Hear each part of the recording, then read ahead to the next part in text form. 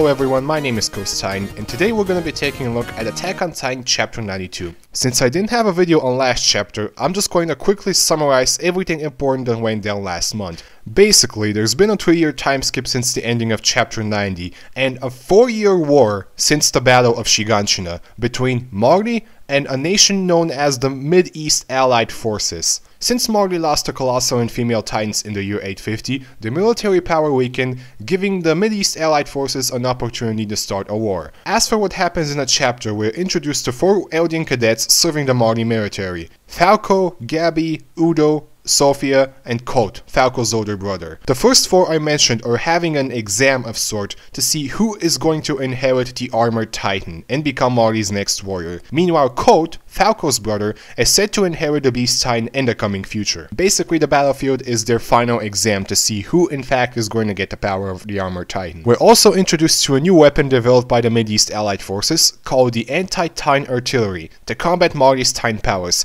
This big-ass cannon is capable of firing big-ass rounds capable of taking down big-ass Titans, even if they're one of the original 9. Because of the presence of this weapon on the field, Marley cannot call their warriors or Titan shifters to take care of the situation as easily as they otherwise would. So Gabi comes up with a plan, blows up the tracks, and makes way for a new Titan shifter, Galliard, also known as Jaws or Jaw Titan, to make his way towards the Mid-East Allied Forces and absolutely crush them. So now we get to Chapter 92. The Mu Titan joins the battle and is basically confirmed to be a Titan shifter, with a human form whose name is Peak. And let me tell you, he looks pretty badass, having an armor, Gatling guns, and Marley soldiers shooting from the inside. I mean, that's pretty genius. Personally, I think that's a more effective way of using the quadrupedal Titan than Zeke uses in Shiganshina. Speaking of Zeke, look who is here, along with Reiner. So we kinda knew that the Beast and Armored Titans were coming to the battlefield last chapter, but they couldn't because of the Anti-Titan Artillery, but since Galliard took care of that and the railroad tracks,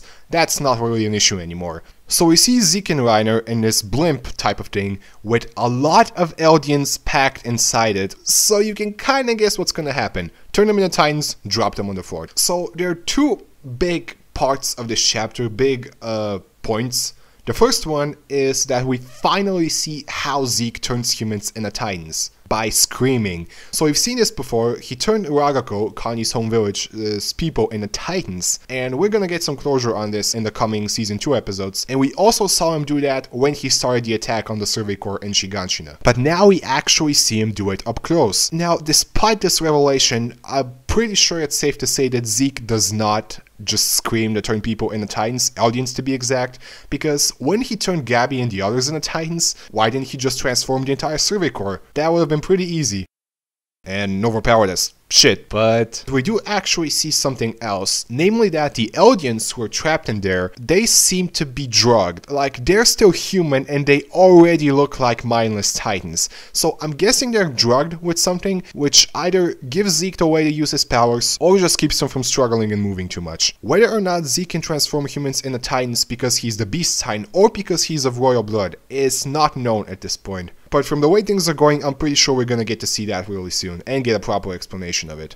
It's also possible that he needs the drug and his scream is basically the trigger to the drug, which then turns the Eldians into Titans. So they drop the Eldians, turn them into Titans, and basically the Mid-East Allied Forces are fucked. That's it. Just fucked. Like, what would you do if you saw this? Like, fucking 100 Titans raining upon you. And you can kind of see the way Marley treats Eldians in this panel, like just turn them into Titans, drop them off. Even 60% of the Titans died because of the impact. And it gives you an insight that they don't even regard Eldians as humans. Like, they're just using them for the fact that they can turn into Titans.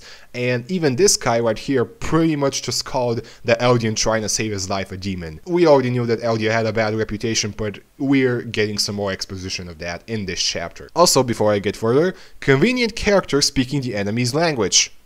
Proceed. Reiner comes in shortly after and has a flashback of his cadet time with the others, and let's just say he dislikes walls. He turns into the Armored Titan, doing that sweet Mid-Air Titan transformation. He lands in, making quick work of the Mid-East Allied Forces. Galliard assists by taking down the Anti-Titan Artillery, and Zeke follows shortly after.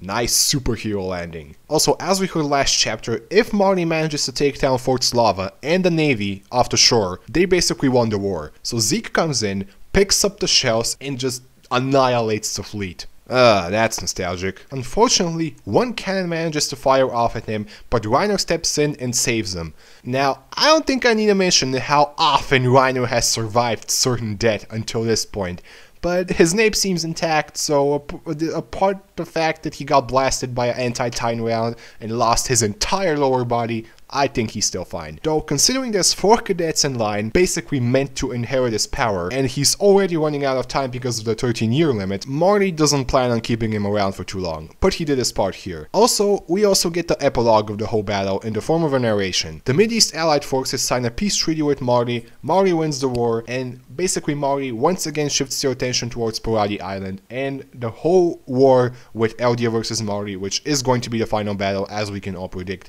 is going to become very, very soon. Which is interesting to think about, because as we saw in the chapter epilogue, we have the fact that there's weapons capable of just crushing or just obliterating Reiner's armor, which was meant to be indestructible, you know, not counting other Hardened Titans or the Thunder Spears, which were still not so efficient, but this thing, and who knows how many more technological advancements there are. Apart from this, I think we're gonna see a lot of new weapons in action and new ways of fighting, new ways of combat, new weapons to use in war, and it's interesting how Eldia or the Parati folks are gonna deal with this, because they don't have that kind of technology, and I don't think they would develop it in 4 years on their own either, but they do have the Wall Titans, they do have Eren, they do have Armin, the Coordinate most of all, and let's just say that the war that's coming up is going to be very, very interesting. Now, this chapter didn't have too much dialogue, but there were a lot of action scenes and really good art. And I think for the past 10 chapters, this chapter has the least dialogue and talk between characters,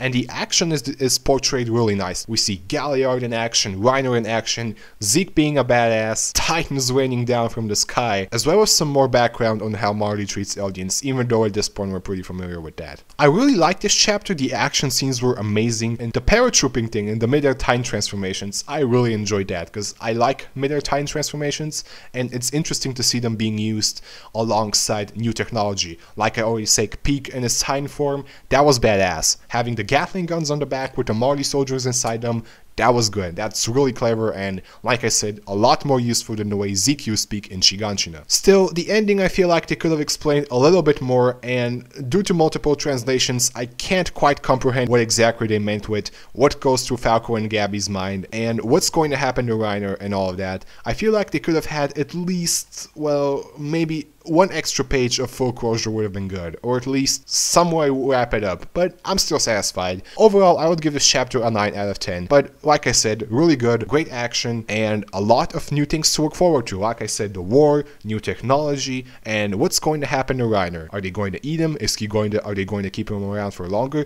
Because he basically has 4 years or less left at this point. Anyway, this has been my review of Attack on Titan Chapter 92. Thank you for watching, and I will see you all next time.